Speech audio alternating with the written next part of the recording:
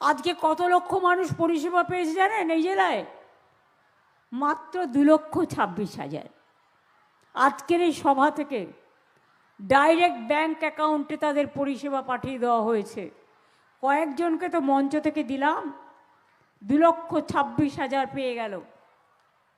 নতুন বছর 2026 শুরু হতেই সমস্ত পশ্চিমবঙ্গবাসীদের জন্য বিরাট খুশির খবর দিলেন মাননীয় মুখ্যমন্ত্রী মমতা বন্দ্যোপাধ্যায়। হ্যাঁ বন্ধুরা, একটা বা দুটি নয়, সরাসরি 7টি প্রকল্পের টাকা আপনারা জানুয়ারি মাসের 10 তারিখ থেকে প্রত্যেকেই পেয়ে যাবেন। ছেলে মেয়ে পুরুষ মহিলা সবার জন্যই দারুণ সুখবর। তো বন্ধুরা, কোন প্রকল্পে কত টাকা আপনারা ব্যাঙ্ক অ্যাকাউন্টে পাবেন, এই মুহূর্তে রাজ্য সরকারের তরফে কি ঘোষণা করা হয়েছে, আজকের এই ভিডিওতে আমি আপনাদের জানাবো। সেই সঙ্গে যারা যারা এখনও পর্যন্ত এই সমস্ত প্রকল্পের টাকা পাচ্ছেন না, তারা কিভাবে সুবিধা নেবেন সেটাও বলে দেব।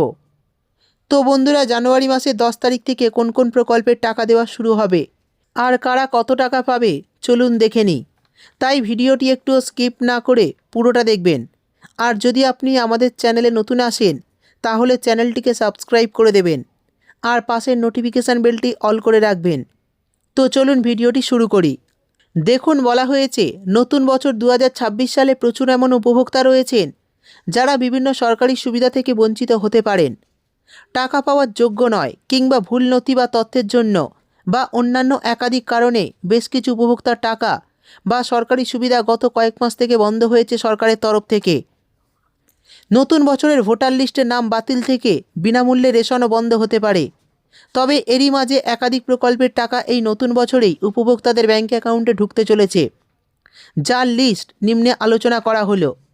তো চলুন দেখে নিই জানুয়ারি মাসের 10 তারিখ থেকে কোন কোন প্রকল্পের টাকা আপনাদের ব্যাঙ্ক অ্যাকাউন্টে ঢুকতে চলেছে এবং কোন প্রকল্পে আপনারা কত টাকা পাবেন। প্রথমেই বলা হয়েছে পুরোহিত ভাতা। সংখ্যালঘু পুরোহিতদের 1,500 টাকা করে দেওয়া হয় পুরোহিত ভাতা থেকে। জানুয়ারি মাসের 15 তারিখের মধ্যে এই টাকা আসতে পারে। অর্থাৎ যে সমস্ত পুরোহিতরা পুরোহিত ভাতা প্রকল্পে আবেদন করে রেখেছেন তারা জানুয়ারি মাসের 10 থেকে 15 তারিখের মধ্যে এই টাকা অ্যাকাউন্টে পেয়ে যাবেন। তারপর বলা হয়েছে ইমাম ভাতা। যে সমস্ত সংখ্যালঘু মুসলিমরা ইমাম ভাতার জন্য আবেদন করেছেন, নতুন বছরে এই জানুয়ারি মাসে এই সমস্ত ইমামদের ব্যাঙ্ক অ্যাকাউন্টে প্রতি মাসের মতো জানুয়ারি মাসেও 2026 সালের 3,000 টাকার একটি কিস্তি শীঘ্রই ঢুকতে চলেছে। সম্ভবত 8 থেকে 12 তারিখের মধ্যেই এই টাকা উপভোক্তাদের ব্যাঙ্ক অ্যাকাউন্টে ঢুকে যেতে পারে। পরের যে প্রকল্পের কথা বলা হয়েছে সেটা হলো তপশিলি বন্ধু প্রকল্প। গত নভেম্বর ও ডিসেম্বর মাসে তপশিলি বন্ধু প্রকল্পে 1,000 টাকা ভাতা দেওয়া হয়েছিল 10 তারিখের মধ্যেই।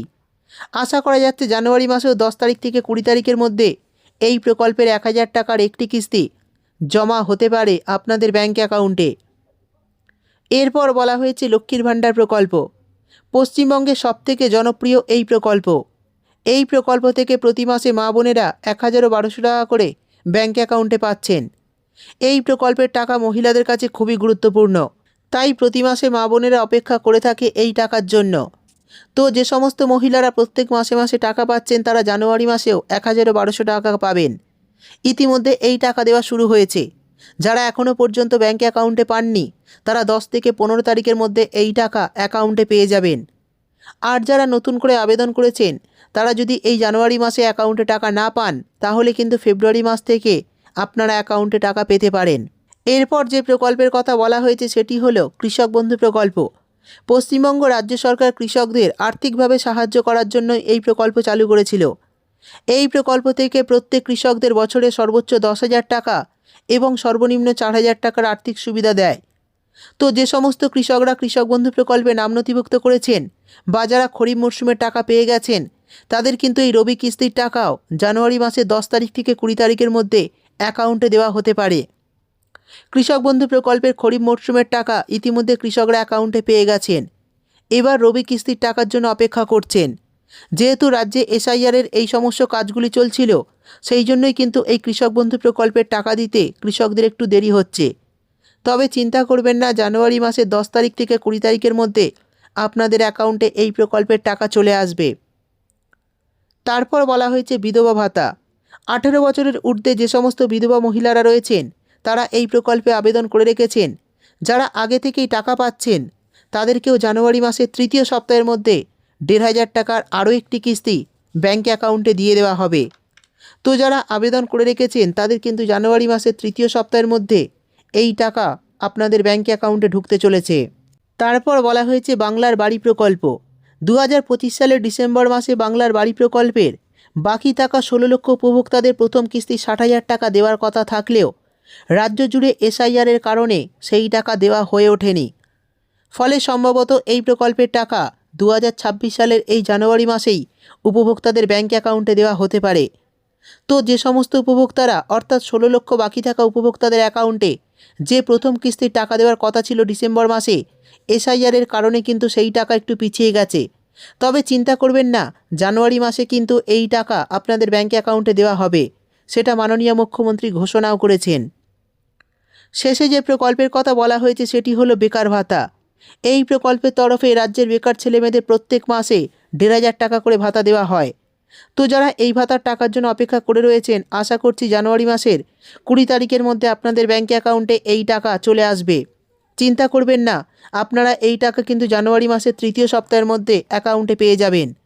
এই সমস্ত প্রকল্পের টাকা ছাড়াও বার্ধক্য ভাতা, প্রতিবন্ধী ভাতা, লোকপ্রসার প্রকল্প, শিল্পীদের ভাতা, বিভিন্ন স্কলারশিপের টাকা, কন্যাশ্রী প্রকল্প, রূপশ্রী প্রকল্প, এই সমস্ত প্রকল্পের টাকাও কিন্তু আপনারা এই জানুয়ারি মাসে ব্যাঙ্ক অ্যাকাউন্টে পেতে পারেন। এবার বলে দেব, যারা এখনও এই সমস্ত প্রকল্পে নাম নথিভুক্ত করতে পারেননি বা সুবিধা পাচ্ছেন না, তারা কিভাবে সুবিধা পাওয়ার জন্য আবেদন করবেন। তো এই সমস্ত প্রকল্পে নাম নথিভুক্ত করার জন্য আপনারা নিকটবর্তী পঞ্চায়েত অফিসে গিয়ে যোগাযোগ করতে পারেন। সেখানে গেলেই কিন্তু এই সমস্ত প্রকল্পের জন্য আপনারা আবেদন করতে পারবেন। যে প্রকল্পে আপনি যোগ্য সেই প্রকল্পের জন্য নাম নথিভুক্ত করতে পারবেন। এছাড়াও আগামী দুয়ারে সরকার ক্যাম্পে এই সমস্ত প্রকল্পের জন্য আপনারা আবেদন করতে পারবেন। এই ছিল আজকের ভিডিও ভালো লাগলে একটি লাইক দিয়ে দেবেন এবং চ্যানেলটিকে সাবস্ক্রাইব করতে ভুলবেন না। দেখা হবে পরের একটি ভিডিওতে।